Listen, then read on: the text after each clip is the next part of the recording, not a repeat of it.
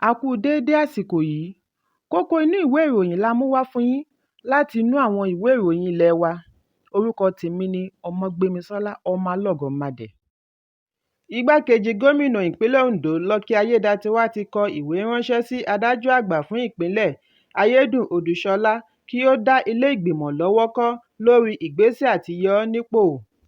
Ó rán adájọ́ àgbà létí lórí àṣẹ ilé-ẹjọ́ tó pa fún ilé ìgbìmọ̀ wípé kí wọ́n má tẹ̀síwájú lórí ìgbésẹ̀ yìí. Ayédatiwa rọ adájọ́ àgbà kí ó gbójú kúrò nínú ìwé àpilẹ̀kọ tàbí ẹ̀sùn tí ó ní í ṣe pẹ̀lú ṣíṣe àgbékalẹ̀ ìgbìmọ̀ tí yóò yọ ọ́ nípò. Igbákejì gómìnà sọ ọ̀rọ̀ wọ̀nyí nípasẹ̀ agbẹjọ́rò rẹ̀ Àgbàmọ̀fin Ẹ̀bùnolú Adégbòrúwà nínú lẹ́tà ọjọ́ 5 oṣù kẹwàá ọdún 2023 tí ó fi ránṣẹ́ sí adájọ́ àgbà. Ẹ̀kúnrẹ́rẹ́ ìròyìn yìí wà nínú ìwé ìròyìn Punch tó jáde lónìí. Adarí ẹgbẹ́ òṣèlú Labour Party ti sọ fún olùdíje du ipò ààrẹ lábẹ́ òṣèlú People's Democratic Party (PDP) Atiku Abubakar kí ó fi aṣojú ẹgbẹ́ wọn sílẹ̀ Peter Obi sílẹ̀ kí ó má dá ti Obi sí ìjà tí ó ń jà pẹ̀lú ààrẹ Bọ́lá Tinubu.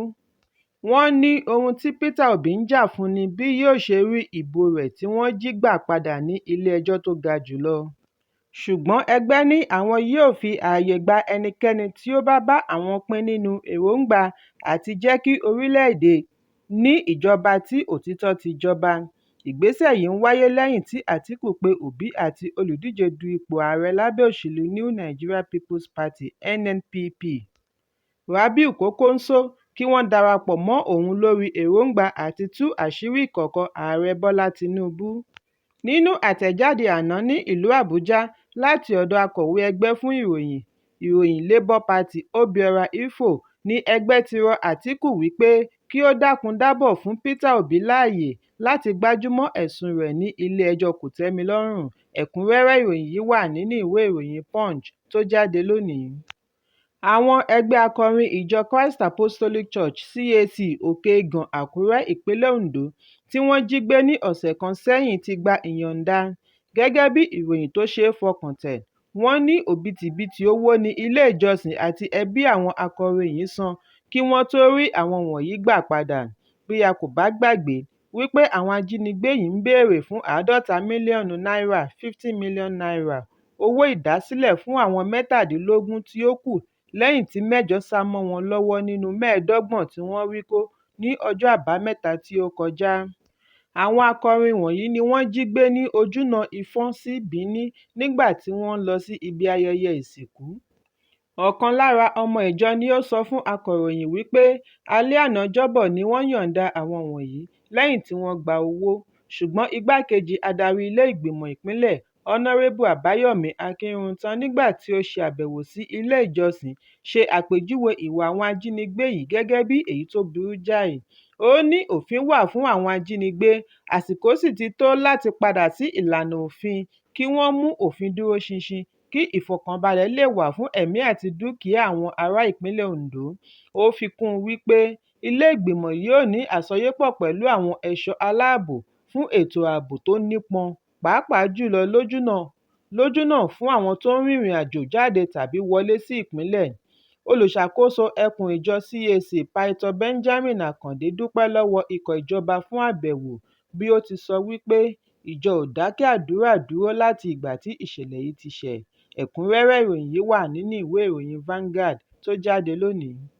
Olórí òṣìṣẹ́ tí wọ́n ṣẹ̀ṣẹ̀ yàn sípò ní ìpínlẹ̀ Cross River, Dókítà Innocent Eteng fìdí ẹ̀ múlẹ̀ wípé àwọn kò ní pẹ́ bẹ̀rẹ̀ ìgbanisíṣẹ́ sí iṣẹ́ ìjọba.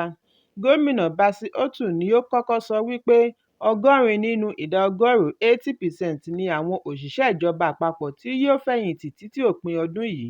Èyí túmọ̀ sí wípé àyè yóò ṣí sílẹ̀ fún àwọn òṣìṣẹ́ tuntun.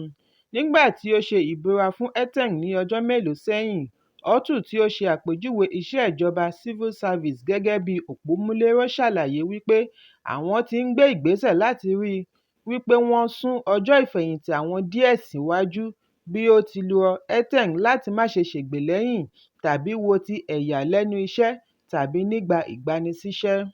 Nínú ìfọ̀rọ̀wánilẹ́nuwò ni olórí òṣìṣẹ́ ti sọ wípé àwọn kò ní pẹ́ bẹ̀rẹ̀ ìgbanisíṣẹ́ àwọn ọ̀dọ́ lọ́kùnrin àti lóbìnrin kí wọ́n wáá rọ́pò àwọn tí ó fẹ́ẹ́ fẹ̀yìntì kí ìyípadà lè dé bá iṣẹ́ ìjọba. Ó ní àwọn kò ní tìgbàkanbọ̀kan nínú ṣùgbọ́n tẹ̀lé gbogbo ìlànà ìgbanisíṣẹ́. Bákan náà ni àwọn yóò tẹ̀lé ìlànà lágbàáyé fún àgbékalẹ̀ tí yóò ṣe ìgbélárugẹ iṣẹ́ ìjọba ní àrà ọ̀tọ̀. Ẹ̀kúnrẹ́rẹ́ ìròyìn yìí wà nínú ìwé ìròyìn Daily Post tó jáde lónìí. Ẹgbẹ́ òṣèlú All Progressives Congress (APC) ti sọ wípé gbogbo ẹ̀sùn tí igbákejì ààrẹ àná Àtíkù Abubakar fi kan ààrẹ Bọ́lá Tinubu kò túrun kankan lára wọn. Ẹgbẹ́ APC fìdí ẹ̀ múlẹ̀ wípé oró ńlá ni Àtíkù gbìn sínú fún ààrẹ Bọ́lá Tinubu. Gẹ́gẹ́ bí ọ̀rọ̀ wọn, Àtíkù ní ìgbàgbọ́ wípé ààrẹ Tinubu ni ó ṣe okùnfà ìjákulẹ̀ tí ó rí nígbà ìdìbò ọdún 2007, 2015, 2019 àti ọdún yìí. Ìròyìn jábọ̀ wípé níbi ìpàdé pẹ̀lú àwọn akọ̀ròyìn ni Àtíkù ti fi oríṣiríṣi ẹ̀sùn kan Tinubu, ní èyí tí ó dá lórí sàbùké tí ó gbà láti Ifásitì Chicago. Nínú àtẹ̀jáde tí akọ̀wé ìròyìn ẹgbẹ́ Felix Morka gbé jáde, ni ẹgbẹ́ ti sọ wípé òfo ni olùdíje du ipò ààrẹ lábẹ́ òṣèlú People's Democratic Party (PDP) mú lórí gbogbo irọ́, èké àti ẹ̀tàn tí ó ń bá kiri lórí ọ̀rọ̀ sàbùké ààrẹ Tinubu. Wọ́n ní láti ọ̀sẹ̀ mélòó sẹ́yìn ni Àtíkù ti ń polongo tí ó ń ṣe àfihàn bí ó ṣe mú lómi láti di ààrẹ orílẹ̀-èdè Nàìjíríà. APC tẹ̀síwájú wípé Àtíkù mọ̀ọ́mọ̀ pe ìpàdé pẹ̀lú àwọn akọ̀ròyìn láti lè bá ojúrere àwọn èèyàn ará ìlú pàdé kí ó sì fúngun mọ́ ilé-ẹjọ́ tó ga jùlọ. Wọ́n ní kò sí ibi tí ọ̀gá àgbà Ifásitì Chicago, Ọ̀gbẹ́ni Westberg ti sọ wípé àdàmọ̀dù ni sàbùké tí ààrẹ Tinubu ṣe àgbékalẹ̀ fún àjọ elétò ìdìbò. Èyí túmọ̀ sí wípé àgbélẹ̀rọ ni gbogbo àhesọ tí Àtíkù gbé kalẹ̀ kí ẹnikẹ́ni má kọbi ara sí i. Láfikún, wọ́n ní Àtíkù gba oyè nínú ẹni tí ó du ipò jùlọ lórílẹ̀-èdè, ẹni tí ó rí ìjákulẹ̀ jùlọ àti ẹni tí ó du ipò ààrẹ jùlọ nínú ìtàn. Àṣegbẹ̀yìn rẹ̀ ni ti ọdẹ tí ó lọ ṣe ní orílẹ̀-èdè United States. APC ní àwọn bá Àtíkù kẹ́dùn lórí ìjákulẹ̀ tí ó bá pàdé lórí lílépa àlá rere rẹ̀ tí kò rí mú wá sí ìmúṣẹ. Bí wọ́n ti kọrọ ojú sí bí ó ṣe fẹ̀dí ààrẹ àti iléèwé gíga rẹ̀ fáráyé rí ní ilẹ̀ òkèèrè. Fún àkọọ́lẹ̀ lórí ọ̀rọ̀ tí ọ̀gá iléèwé Chicago State University, Caleb Westberg sọ ní ọjọ́ Ìṣẹ́gun tí ó kọjá, àti láti tan ìmọ́lẹ̀ sí àwọn tí kò mọ òdodo lórí àgbélẹ̀rọ irọ́ tí Àtíkù ń pa, Westberg yànnàná gbogbo ohun tí ó rúni lójú lórí ọ̀rọ̀ sàbùké ààrẹ. Lákòótán, ó fìdí ẹ̀ múlẹ̀ wípé ẹni tí í ṣe ààrẹ orílẹ̀-èdè Nàìjíríà Bọ́lá Ahmed Tinubu náà ni ẹni tí ó gba iléèwé Chicago kọjá. Bákan náà ni ó fìdí ẹ̀ múlẹ̀ wípé ọ̀gbẹ́ni kan tí wọ́n ń pe orúkọ rẹ̀ ní Adéníjì tí ó ṣíwájú àkókò yìí sọ wípé ọmọ kíláàsì òun ni Tinubu jẹ́ ojúlówó akẹ́kọ̀ọ́gboyè ní iléèwé gíga Chicago. Àwọn méjèèjì sì jọ kópa nínú ìdíje fún ipò nínú ẹgbẹ́ akẹ́kọ̀ọ́ Student Union Positions. Ẹ̀kúnrẹ́rẹ́ ìròyìn yìí wà nínú ìwé ìròyìn Daily Post tó jáde lónìí. Àjọ ààbò ara ẹni láàbò ìlú Nigeria Security and Civil Defence Corps (NSCDC) ní ìpínlẹ̀ Yola ti fìdí ẹ̀ múlẹ̀ wípé àwọn ti fi ọwọ́ ṣìkún òfin mú ọ̀gbẹ́ni kan ẹni ọdún márùndínlọ́ọ̀ọ́dúnrún 65 years, Mohammed Baburam, tí wọ́n fi ẹ̀sùn kàn wípé ó fi okùn onírin de ìyàwó rẹ̀ mọ́lẹ̀ láì fún un ní oúnjẹ ní Pottiscom. Agbẹnusọ fún àjọ NSCDC, Bala Garba, ni ó sọ eléyìí nínú ìfọ̀rọ̀wánilẹ́nuwò pẹ̀lú iléeṣẹ́ ìròyìn News Agency of Nigeria (NAN) ní Damaturu lónìí ọjọ́ Ẹtì. NAN jábọ̀ wípé wọ́n ṣe àfihàn arábìnrin ìyá ọlọ́mọ mẹ́rin ẹni 40 ọdún lórí ẹ̀rọ ayélujára. Èyí ló mú kí àwọn ará ìlú àti àjọ ọmọ ìlú gbé ìgbésẹ̀ láti tètè fi ọwọ́ ṣìkún òfin mú Baburam. Garba ní wọ́n mú Baburam ní Ọjọ́rú lẹ́yìn ìtanilólobó láti agbègbè Pápá Dabo Aliyu níbi tí afẹ̀sùnkàn yìí ń gbé. Ìwádìí jẹ́ kó di mímọ̀ wípé ẹ̀ẹ̀kan lójúmọ́ ni afẹ̀sùnkàn yìí ń fún aya rẹ̀ lóúnjẹ lójúmọ́. Wọ́n ní afẹ̀sùnkàn ṣe àwáwí wípé òun dè ìyàwó yìí mọ́lẹ̀ nítorí ó ní àrùn ọpọlọ, ṣùgbọ́n agbẹnusọ ní àwọn ti gbé ìgbésẹ̀ láti ké sí ọ̀jọ̀gbọ́n àti dókítà láti ṣe àyẹ̀wò lórí ìlera rẹ̀. Wọ́n ní lẹ́yìn àyẹ̀wò ni àwọn yóò gbé àfẹ̀sùnkàn relé ẹjọ́. Ẹ̀kúnrẹ́rẹ́ ìròyìn yìí wà nínú ìwé ìròyìn Guardian tó jáde lónìí.